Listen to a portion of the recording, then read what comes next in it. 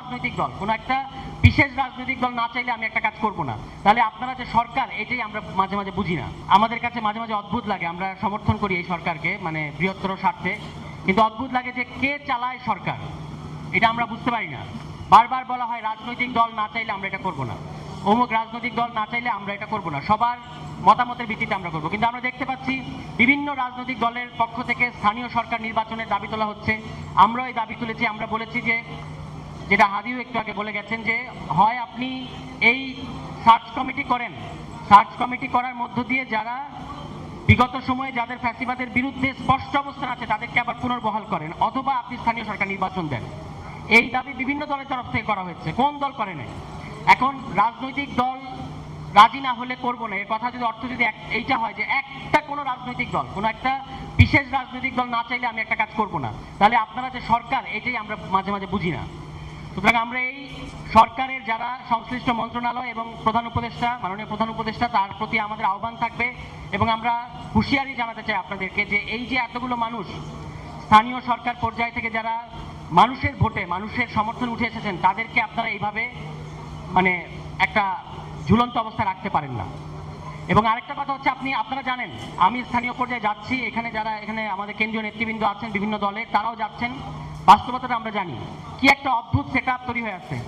UNO, DC, তারপর হচ্ছে আপনার আরো যে সকল প্রশাসক আছে, তাদের সাথে শক্তি দেখাইতে পারে এমন এমন রাজনৈতিক দলের সন্ত্রাসী ক্যাডাররা মিলে একটা ভয়ঙ্কর চাঁদাবাজির সিন্ডিকেট গড়ে তুলেছে। ইজারার নামে ভয়ঙ্কর চাঁদাবাজি হচ্ছে, মাদক হচ্ছে, আইন শৃঙ্খলা পরিস্থিতির ভয়ঙ্কর খারাপ অবস্থা, এবং দিনে দুপুরে খুন খারাপি হচ্ছে। এই হলো অবস্থা। টোল থেকে টোলে হামলা করে টাকা নিয়ে যাচ্ছে, এগুলো হইতেছে।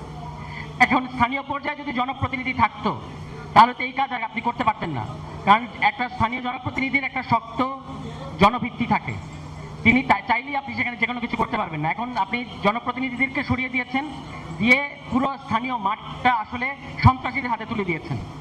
সন্ত্রাসী ছাড়া আপনি যে কোন এলাকার ঘটনা নেই, আপনি বলেন কোন বাংলাদেশের কোন ওয়ার্ডে কোন ইউনিয়নে এই মুহূর্তে চাঁদাবাজি হচ্ছে না? সমস্ত জায়গায় চাঁদাবাজি হচ্ছে, এবং সেই চাঁদাবাজিকে আবার বলা হচ্ছে যে না, এটা চাঁদাবাজি বললেন না, এগুলো তো ন্যায্য অধিকার। হাইকমান্ড থেকে বলা হচ্ছে যে এগুলো ন্যায্য অধিকার।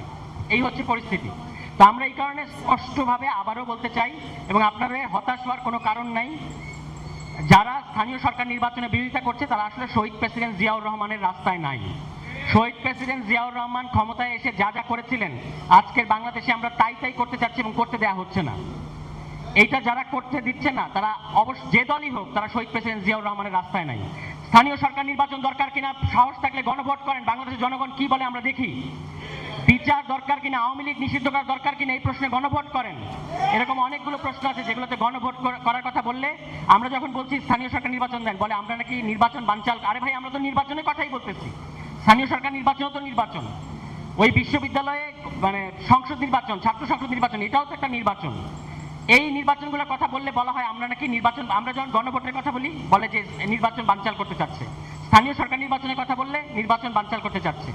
ছাত্র সংসদ নির্বাচনের কথা বললে নির্বাচন বানচাল করতে চাচ্ছে। তাহলে কি নির্বাচন হবে? এই সংবিধান রাখা হবে, ফ্যাসিবাদী সংবিধান রাখা হবে, আওয়ামী লীগের ওই নিয়ম কানুন সব রাখা হবে, তার মধ্যে দিয়ে একটা সংসদ নির্বাচন হবে। এই কথা যদি আপনি বলেন তাহলে আপনি গণতন্ত্রের পক্ষে আছেন, আর অন্য যে কোনো দাবি তুলবেন এগুলো গণতন্ত্রের পক্ষে নেই। এই হচ্ছে কারো কারো দাবি বা কারো কারো যুক্তি। আমরা এইভাবে রাজনীতিটাকে বুঝি না। আমরা বলেছি এই ৭২-এর সংবিধানকে বাতিল করতে হবে।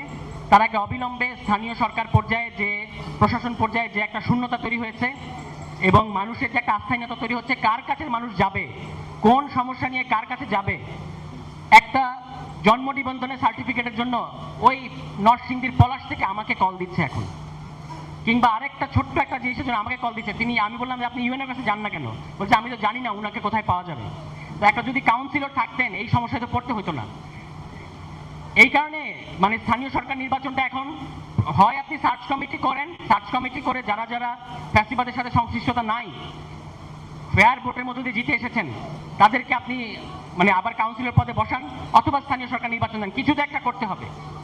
এখন জাতীয় সংসদ নির্বাচন হতে হবে, তার আগে কিছুই হওয়া যাবে না। এইটা একটা বিশেষ রাজনৈতিক দলেরও দাবি, এটা ইসিরও দাবি, এটা নির্বাচন কমিশনেরও দাবি। নির্বাচন কমিশন আর একটা রাজনৈতিক দলের বক্তব্য হুবহু মিলে যায়, আমরা তো মানে আশ্চর্য হয়ে যাই যে নির্বাচন কমিশন আসলে কি চায়। তারা তো সরকারের উপরে সরকার হইতে চায়, সরকারের আগে তারা নির্বাচনের ঘোষণা দিয়ে দিতে চায়, জাতীয় সংসদ নির্বাচন। এত কেন তাড়াহুড়ো আমরা ঠিক বুঝতে পারি না। যাই হোক, আমি আমার বক্তব্য শেষ করব। আপনাদের প্রতি আমার অনুরোধ থাকবে যে আপনারা মাঠের পোর খাওয়া রাজনীতিবিদ, স্থানীয় পর্যায়ে মানুষের পালস বুঝেন। আপনারা জানেন যে মানুষ এখন আপনাদেরকে চাচ্ছে, কাউন্সিলরদেরকে চাচ্ছে এবং নির্বাচন চাচ্ছে, স্থানীয় সরকার নির্বাচন চাচ্ছে। এই দাবিতে আপনারা সারা দেশের যারা ফ্যাসিবাদ বিরোধী কাউন্সিলররা আছেন, আপনারা যদি এইভাবে সভা সমাবেশ করে কাজ না হয়, তাহলে আমি বলবো যে আপনাদেরকে ঢাকা ঘেরাও কর্মসূচি দেওয়া ছাড়া তো আর কোনো রাস্তা আমি দেখি না। এবং আপনারা প্রধান উপদেষ্টা এবং এই সরকারকে বাধ্য করতে হবে যে এই মুহূর্তে জনগণের দাবি, এই জনগণের দাবিটা বোঝার খুব সহজ রাস্তা হচ্ছে যে আপনি দরকার হলে গণভোট দেন, গণভোট দিয়ে দেখেন যে স্থানীয় সরকার নির্বাচন মানুষ চাচ্ছে কিনা। একটা রাজনৈতিক দল চাইবে না এবং সেইটা যৌক্তিক হলে হবে না, এই জন্য তো বাংলাদেশে গণ অভ্যুত্থান ঘটেনি।